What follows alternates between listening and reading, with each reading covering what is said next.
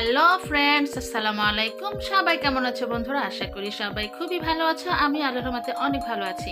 চলে এসেছি তোমাদের মাঝে আরেকটা রেসিপি নিয়ে। তো আজকে রেসিপিটা হতে যাচ্ছে বন্ধুরা, মলা মাছ করবো না, এটা হচ্ছে কাচ্চি মাছ। কাচ্চি মাছের চচ্চড়ি করবো। তো কীভাবে করবো? এখানে আমি টমেটো, বেগুন আর আলু দিয়েছি। তো টমেটোটা আমি একটা টমেটো 4 ভাগ করেছি আর একটা বেগুন দিয়েছি। বেগুনটা আমি কুচি কুচি করে কেটে নিয়েছি আলু কলার মতো। তো আলুটাও দেখো কোলে নিয়েছি। তো সবটা ধুয়ে নিয়েছি। ধুয়ে নিয়ে এখানে পেঁয়াজ কাঁচামরিচ দিয়ে দিয়েছি। পেঁয়াজ আর কাঁচামরিচের পরিমাণটা একটু বেশি দিয়েছি যাতে ঝাল হয়, আর পেঁয়াজও একটু বেশি দিয়েছি বন্ধুরা যাতে স্বাদ হয়। তো দেখো এখানে দিয়ে দিয়েছি স্বাদ মতো লবণ, হলুদের গুঁড়ো দিয়েছি 1.5 চামচ করে, চচ্চড়ি করে 1/2 চামচের একটু কম হবে। আর হচ্ছে এখানে লঙ্কা গুঁড়া, যেটাকে আমরা মরিচ গুঁড়া বলি, ওইটা দিয়েছি 1 চামচের একটু বেশি, হ্যাঁ 1.5 চামচের একটু কম।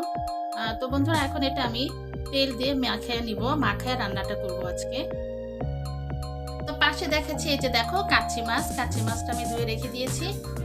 তো রান্না শেষে কিভাবে কাচ্চি মাছটা দিব, কতটুকু কিভাবে করব, সেটা তোমার সাথে শেয়ার করব। তোমরা অবশ্যই পুরো ভিডিওটা দেখতে থাকো। তো বন্ধুরা মাখানোর আগে এখানে আমি সয়াবিন তেল দিয়ে দিচ্ছি। এখন এটা আমি ভালো করে হাতে মাখিয়ে নিব বন্ধুরা। তো বন্ধুরা ভালো করে মাখিয়ে নিয়েছি। তো বন্ধুরা একটা জিনিস খেয়াল রাখবে, মাখিয়ে যদি তরকারিটা বসানো যায়, বিশেষ করে চচ্চড়ি রেসিপিগুলো খুবই সুন্দর হয়।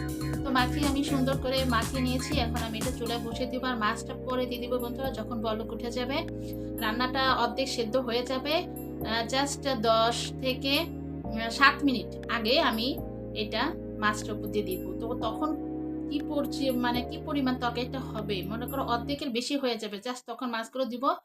আর মাছগুলো হতে হতে কিন্তু তেলটা মাছের সাথে উঠে আসবে, পুরো তরকারির সাথে তেল উঠে আসবে। তখন বুঝতে হবে যে আমার রেসিপিটা হয়ে গেছে। আর চচ্চড়ি রেসিপিটা কিন্তু এভাবে রান্না করলে বেশি মজা হয় বন্ধুরা। তোমরা যারা এভাবে রান্না করো তারা তো অবশ্যই জানো, যারা রান্না করনি, যারা নতুন আছো, যারা নতুন বিয়ে করেছো, যেসব আমার বোনেরা আছে যে রান্না পারে না, রান্না শিখেনি। আর একটা কথা, সত্য কথা বলতে, যেটা প্রত্যেকটা মেয়ে কিন্তু মার কাছে যখন থাকে, মার বাড়িতে রান্না টান্না কিছু শিখে না, কিন্তু বিয়ের পরে কিন্তু তার বাধ্য হয়ে শিখতে হয়।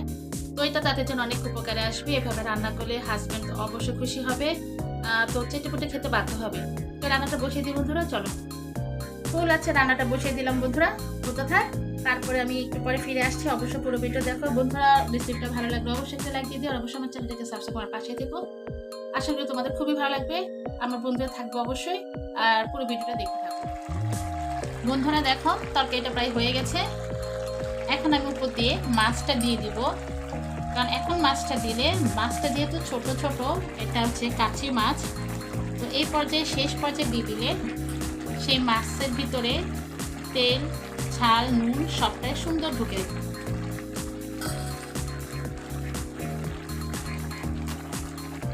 তরকারির হিসেবে মাছের পরিমাণটা হয়তো একটু কম হয়ে গেছে বন্ধুরা, কিন্তু তারপরেও কাচ্চি মাছ অল্পতেই আয় হয় বেশি। তো এখন আমি চারপাশটা একটুখানি জাস্ট ঝোলটা ডাবিয়ে দিব। এখন একটু চাল দিব বন্ধুরা। তো এভাবে তোমরা চচ্চড়িটা করে দেখো, খুব স্বাদ হয়, তোমাদের খেতে খুবই ভালো লাগবে। গরম ভাতে তো এটার টেস্ট অসাধারণ বন্ধুরা। দেখো আমার রেসিপিটা হয়ে গেছে, উপরে তেল উঠে আসছে দেখো। তো রান্নাটা শেষ বন্ধুরা, কেমন হয়েছে অবশ্যই কমেন্ট বক্সে লিখে জানাইও। ভালো লাগলো অবশ্যই কিন্তু একটা লাইক দিয়ে দিও, আর অবশ্যই আমার বন্ধু হয়েছে আমার পাশে বেল আইকনটি অন করে দিও। আমার পাশে থাকবে আশা করি। সবাই খুবই ভালো থাকবে বন্ধুরা। আজকের মতো আমি এখানে বিদায় নিচ্ছি। আল্লাহ হাফেজ।